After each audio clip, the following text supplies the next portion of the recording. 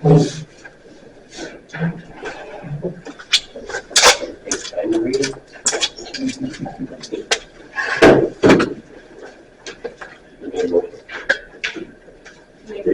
David. There's seconds. All in favor?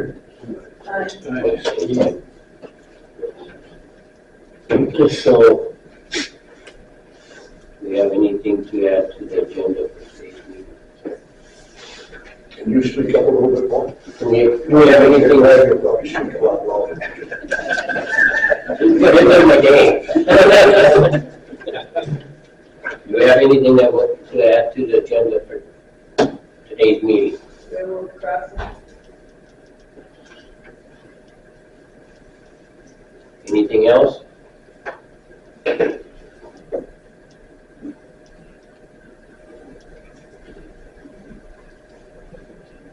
a motion to approve today's agenda. I'll make that motion, John. All For a second, Damn material. all in favor? Opposed, same sign. We have the treasurer's report. Our December 31, 2025 year-end balance was $155.65. We have collected $1,680 since then. Disbursements for quarter 4 was the 12/10 meeting, $175.48 to Marlis for catering the meal, and Trey Miller for the pies for $48.30. Total account balance right now, $1,835.60.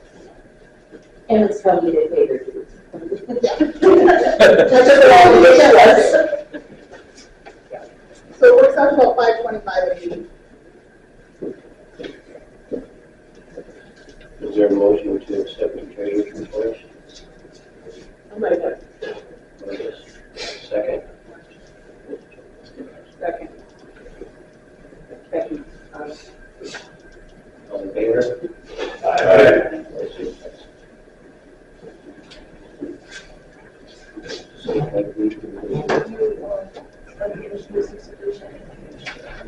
Is there any unfinished business?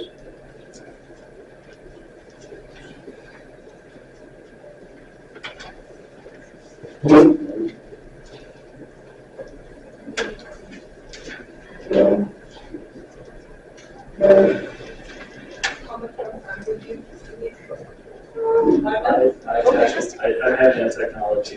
Okay. Just let me know when you're ready. Are we in county parks? Do you want to talk about that, Craig? What's that? You're at the County Park Fund, contributing so much of that. Yeah. We have a park in our county, actually 2 parks that are privately owned, but the cities use them. According to the Century Code, that's not legal.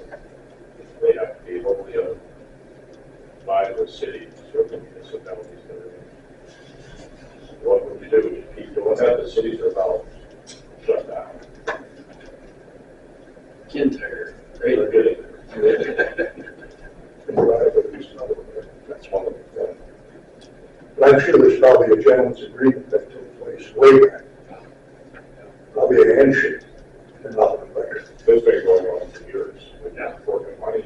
Now if somebody gets injured, would the county be involved in that since we gave them money to? I don't know. Anyway, the attorney probably could. Being we brought it up and brought it to the public's attention, would he be held liable in lawsuit?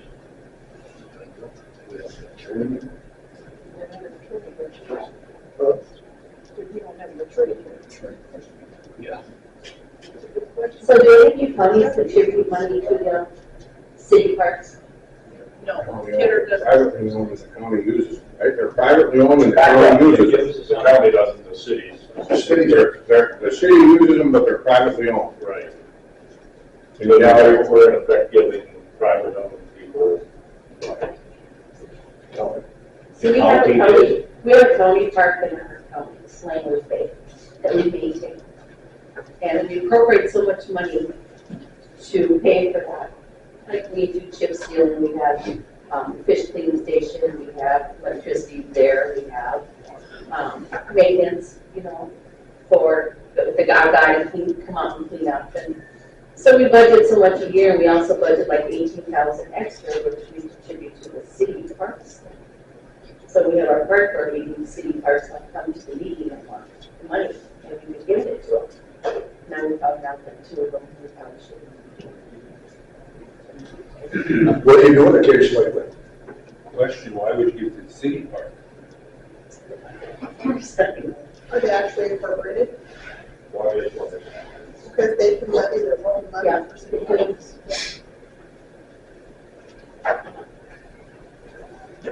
A number of years ago, we had Tri-County Fair that had asked for a donation from each of our counties, I think Emmons and Logan, to operate the Tri-County Fair. And we took it to our state's attorney, and our state's attorney said, you can't donate anything to anything. He said if it's not levied or authorized by law, you cannot do it. Then a fair, we did find a section in the code where the fair could levy for aid to county fair. We did that until the levies were consolidated. We still levy for aid to county fair, but it's in our general fund. But we do give it to the county fair, so we still use that aid to county fair. Question I have, did the public vote on that levy that you have for the county park? No. It used to be, there used to be a county park mill levy. And then when they consolidated all those levies into the general fund, they just broke it so much out of the general fund. I guess the point was if the public voted on levy, you'd have to go back and look at what the language was and what the vote on. It wasn't in order.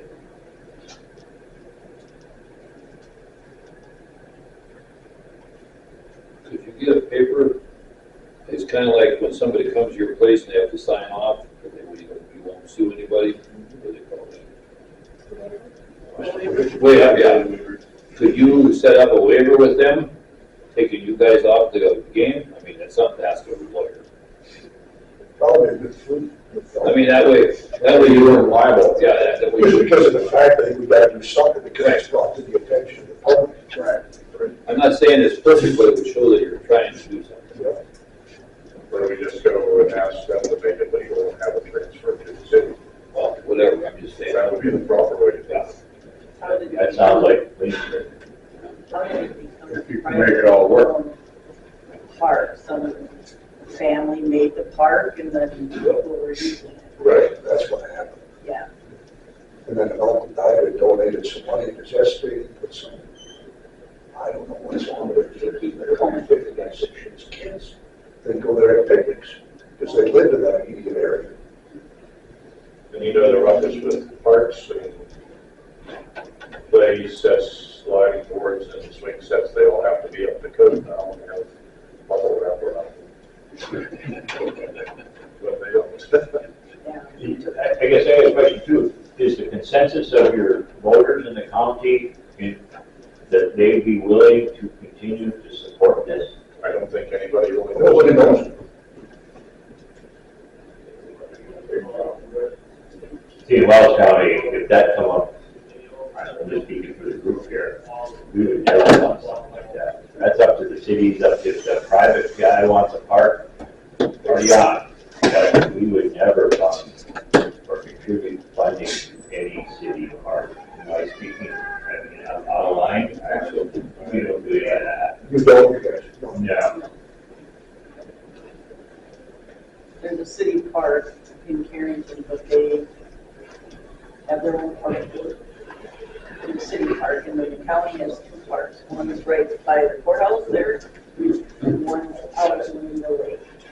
So we fund those parks. They've done it for years. They're like a good budget, that's Strasburg.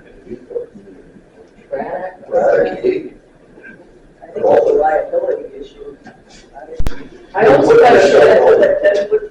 always question why we did it, but it's been doing it for years before my time. So we should bring something up at a meeting amongst the board members, a motion and a second, and do a vote to eliminate all funding to these parks because of liability. For that too, plus they're not really part of the county, they're not a county park. You gotta get that changed over. Or get a waiver assignment. Get ready, get ready, there'll be, You'll have fun with it. Well, but you gotta get the people to agree. Right. That's where you're gonna have fun. Well, I think your argument would be with your attorney, legally should not be funding.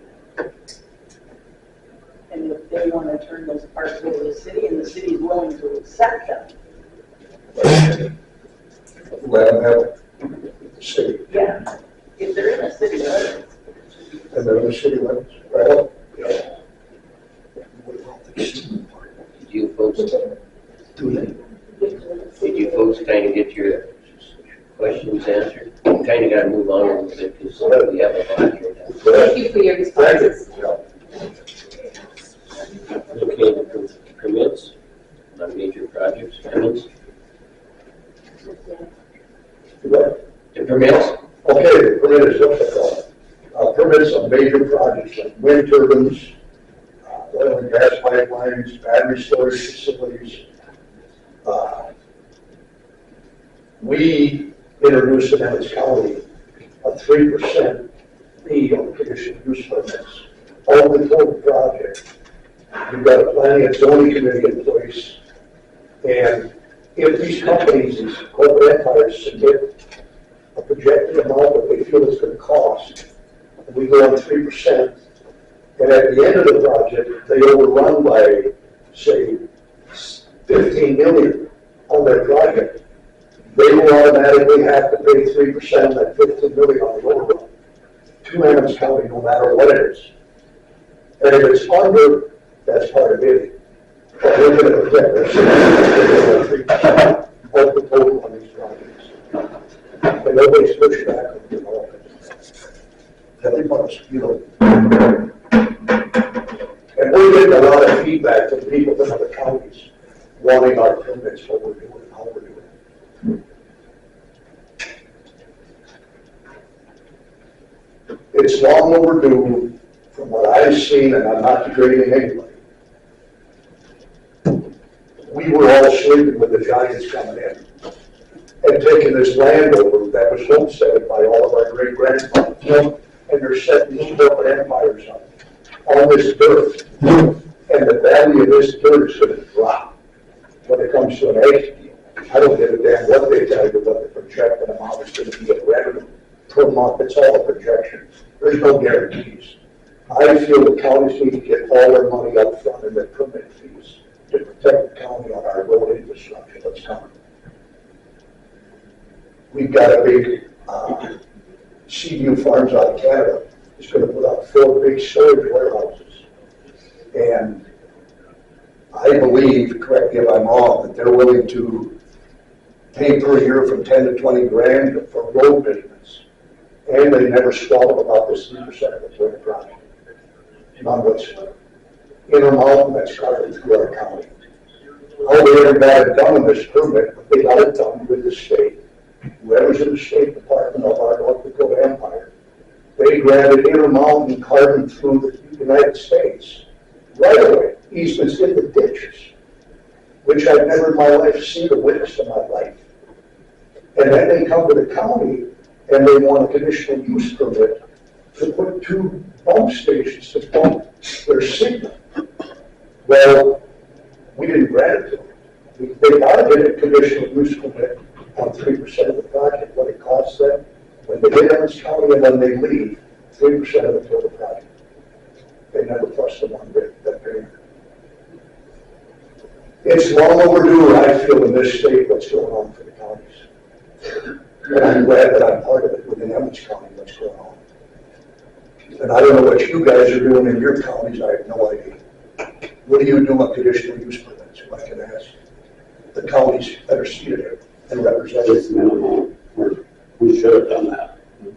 In my opinion. See, I look back and I reached out to Marlis yesterday, quote, with data Davin paid a permit fee of $250 initially.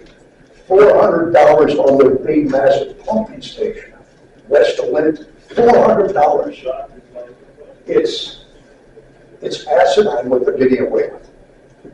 And we pushed it on the permits. If you need to know, we'll say it. There's nothing to hide about it.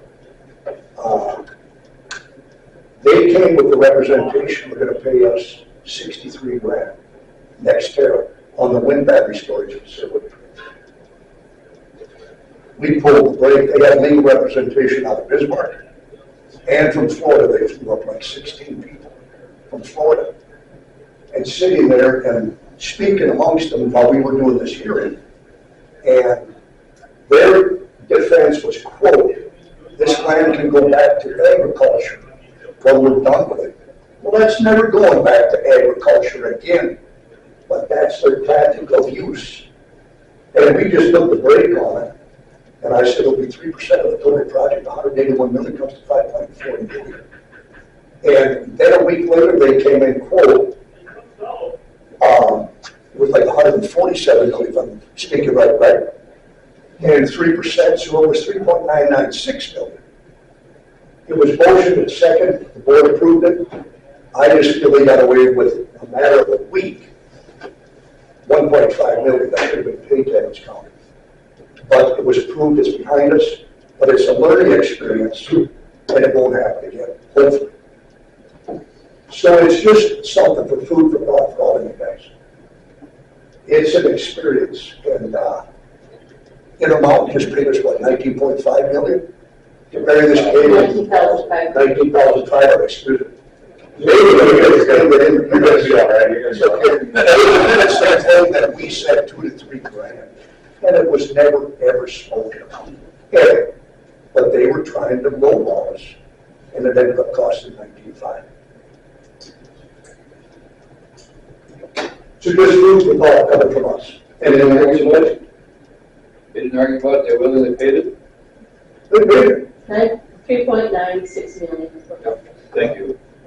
They called the night before, and I won't mention whatever happened, trying how they could bring some of the commissioners on that 5.4 million. Well, they got by with it, dropping the cost of the project by 47 million in a matter of less than a week by hours. Come on. So now I feel we need to attach an amendment to these agreements that anything that's over was automatically 3%. Am I right or wrong on that, guys? Us guys? We're just hoping in Wells County, if we ever would get any kind of project there, that we'd be issued. You will. You will. Granted, you will. Because I attended the summit hearing of the summit conference in Bismarck. It was the summit, not the summit. It was the summit.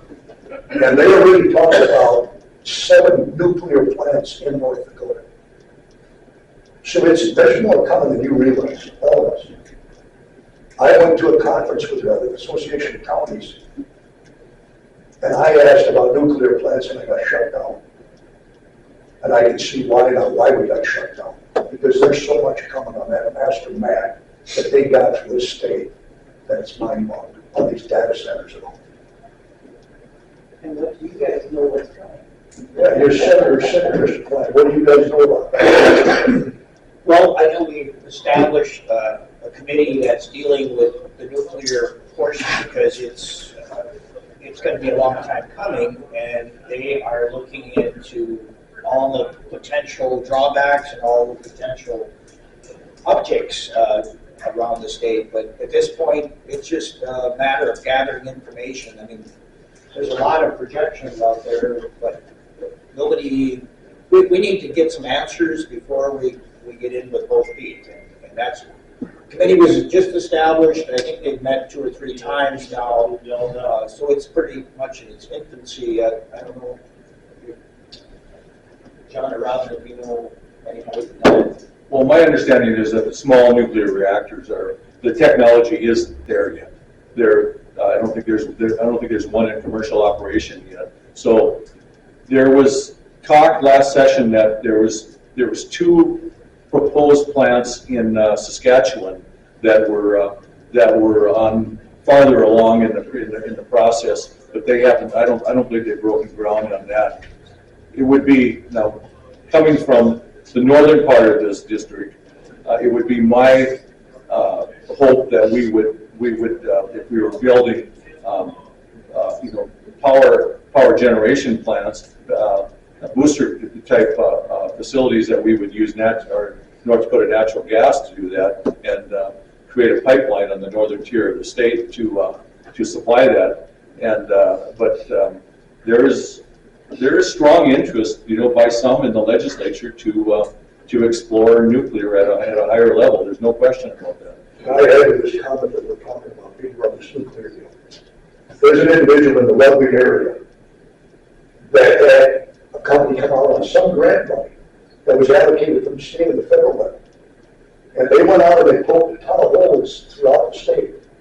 And they supposedly, there's probably a whisper deal, but this guy that run the area, and I have his name and his phone number, and I'm going to reach out to the individual and talk to him.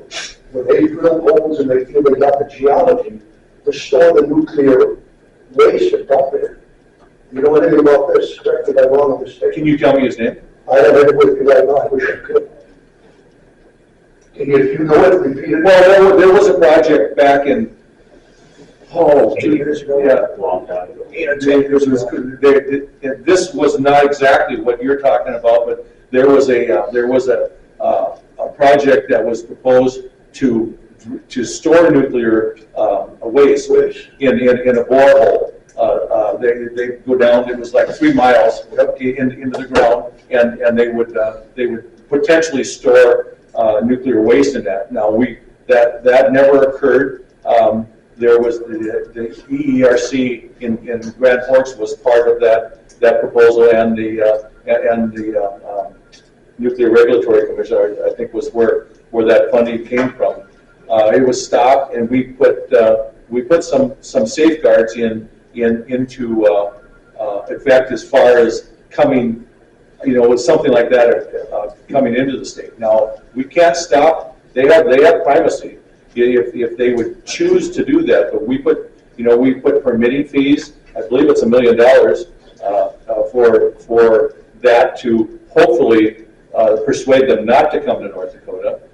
There's a number of safeguards that were put into place that we could do from the state level, and we set up an advisory committee that meets regularly, regarding nuclear waste disposal and transportation. Yeah, but in many of these areas, the state doesn't have a lot of authority there. We did give the counties some, as much authority as we could by law, according to people from that in the state government through the Department of Environmental Quality under their and the Industrial Commission. We think we went as far as we can to give as much jurisdiction to local residents as we can in that case. Well, we witnessed in Adams County Court with some CO2 pipeline, but we had our setbacks set in place to protect the constituents of Adams County. We've seen what the state, how they push back with certain senators that feel they're superior to anybody else out there, saying that there's only certain people, me, this guy, and another guy, who should be the guys that make the decisions for the state and the health of the counties. Your setbacks will be superseded by state authority. So there's a lot written, I think, in the state law that's been written years back, knowing what's coming, that stops these counties from protecting constituents of the counties itself. But I don't know what's going on within some of the state's city positions, but it agitates me what's going on from a political standpoint. And I was in the oil industry as a landman for years. And I just feel that our state is so compromised anymore from what it used to be. But that folks care about that. Well, and I can't necessarily respond to that. I know that in the case that you mentioned, that we try to put all the most protections that we can granted, with the federal primacy situation in force. BUS is the name of the guy, rugby. You know the guy at rugby that I, BUS, that question back to him? Well, yeah, I bet, I would bet money I do. It's probably Chuck Wolf might be. No, Chuck was, there was a group on rugby that was there to lobby for the this effort we made in 17, maybe, or 19, back whatever session was, so that we could put many guardrails as the state could put on to make sure that there was, well, there seemed to be a lack of transparency early on in the stages, just like a lot of projects there's no, and later on, everybody gets all the information. But so there was a group out of rugby, and so we worked with them, and we did whatever we could to stop that. The shrewd side, and I'm not trying to point fingers at any corporation, but when I see what goes on with these empires, they've got a building full of attorneys, and they come to these little county seats with one state's attorney and push to pass their agenda to place these corporate empires on this dirt and do business. It's, Okay, go ahead. That's all I love, saying I probably talk too much. so that's fine. I just got one small thing that's kind of wrong with that. With these major projects, all counties need to consider how the roads are affected. And we found this out the hard way, and until we developed our permitting process, we got a whole list of groups that apply for it. But Aaron Burst told us that they don't have any teeth if you don't have an ordinance to protect the county roads. To give you the authority, then it becomes, we have a legal basis then to require those permits to be signed. So it's just a reminder to everybody, if you don't have an ordinance, ours going to the hearings. So How's that going for you people with that canal being built, with the water being diverted to the east? pardon me? Aren't you guys dealing with road issues? Yeah. With this water diversion from west to the east? Yeah, so I mean, I guess that's something to look into, you can look at ours if you want, but make sure you're having that ordinance in place, so you can have the ability to enforce those permits. Just alongside of those major projects. What do you guys do on your major projects for permitting? How do you govern, how do you monitor these roads coming in? What do you guys do out there, any of you county guys? We're just trying to prepare now because we got WPI is gonna put a gas pipeline to the northern part of Kent County. So we're just in the process of trying to figure it all out, so. Yeah. Okay, anything else about this? So move on to multi-header. Oscar?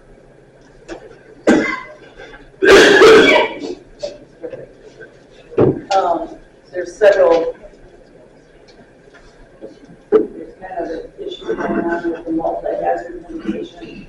I didn't bring a list with me of what years Todd George from the state has a list of when these all plans will come through, because they go for 5 years. So at the end of this year, Barnes, Foster, Kidder, Stutzman, and Morton are going to expire. There's no longer BRIC money.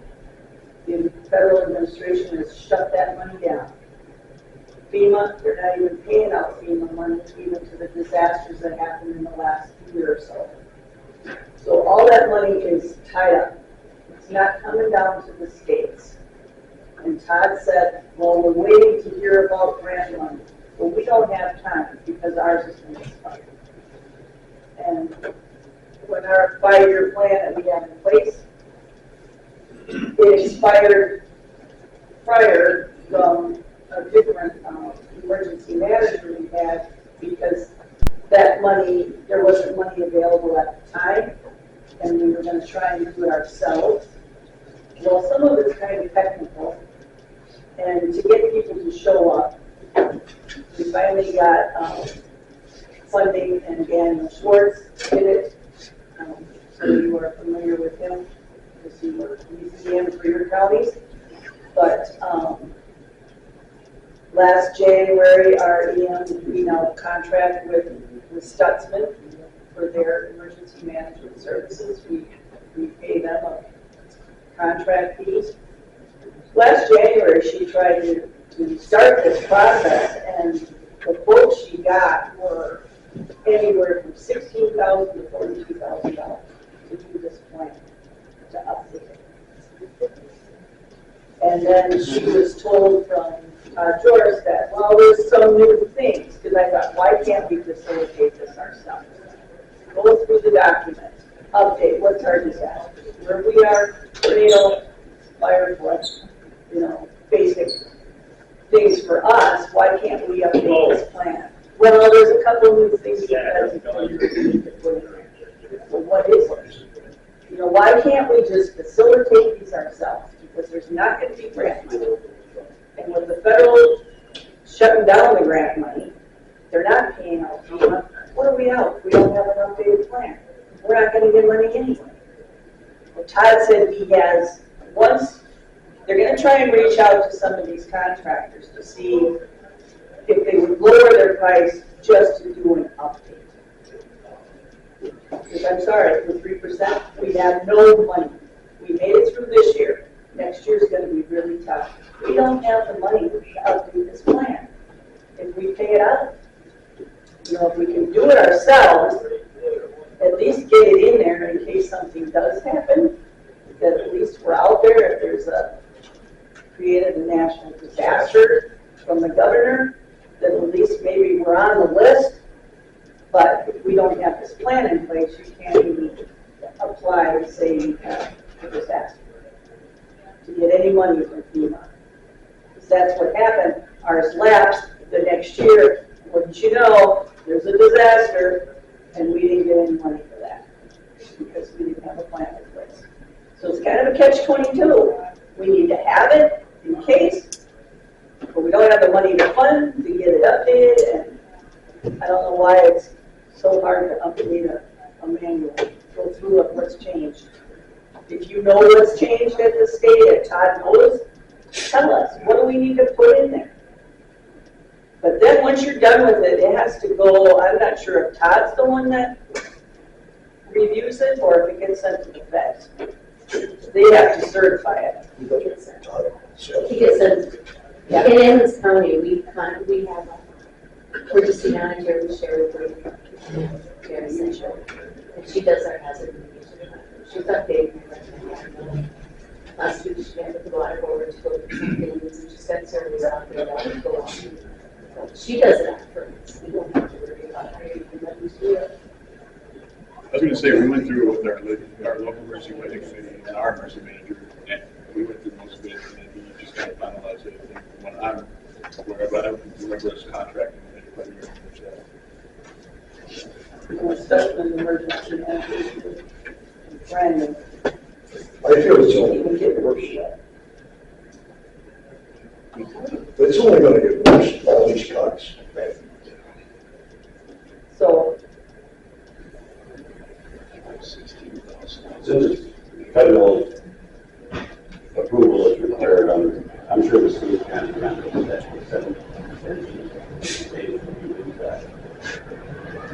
I don't know that. I think we could reach out to the emergency services to see if there's some assistance. I think Pierce County just went through that process a year or so ago. I attended the meetings, and I know that they hired, I believe it was AHS was the ones that facilitated that particular meeting, and I know what they charge. It's not necessarily cheap from a standpoint. There was multiple meetings. There was, I think they had 4 or 5, 6 meetings, with people from around the county to put that plan together. It's the only time I've been involved with that. We could talk with emergency services to see if there's some potential assistance there. I don't know. I honestly can't answer that. Martha should be estimated consolidation. No, I don't know what Daryl's got planned for us, but we can speak to the oil revenue in the state. What the DES did policies in the meantime, they're asking the counties that are involved to give estimates so they can plan on it. They're going to add it all up and see what money they have. So something. But I'm sure it won't be that. Because the way it works with that, your batch was behind. So if you got all these people to show up, which Danny did, which was awesome, you know, and they were with us. And then, so it wasn't possible because the grant paid for it in time, when the people attending was our match. And now it's like, I'd say he has some money, but until we know what comes in, you know, the pricing, it's not going to take anything.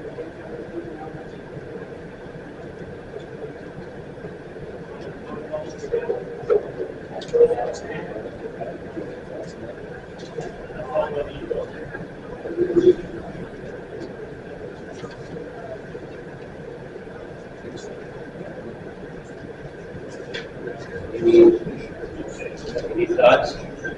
Anything more about it?